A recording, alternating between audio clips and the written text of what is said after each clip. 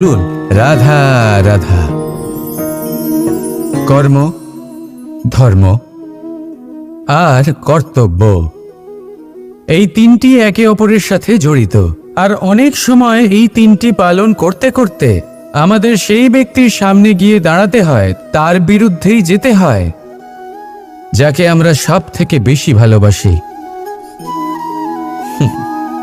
কিন্তু সেইখানে এই যুদ্ধ কোনো ব্যক্তিগত যুদ্ধ থাকে না। এ হলো কর্ম, ধর্ম আর কর্তব্যের যুদ্ধ। এটা সরল নয়, অত্যন্ত কঠিন হয় তার সম্মুখীন হওয়া যাকে আমরা সব থেকে বেশি সম্মান করি।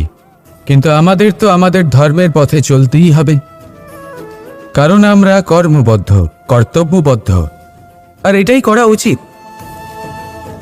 শুধু এটুকু মনে রাখবেন, যদি আপনার উদ্দেশ্য শুভ হয়, আপনার ভাবনা শুভ হয়, আপনি যদি কর্ম, ধর্ম আর কর্তব্যের পথে অগ্রসর হন, তাহলে এই প্রক্রিয়াতে যদি আপনাকে আপনার আরাধ্যেরও সামনে দাঁড়াতে হয়, তাহলেও আপনার কোনো ক্ষতি হবে না।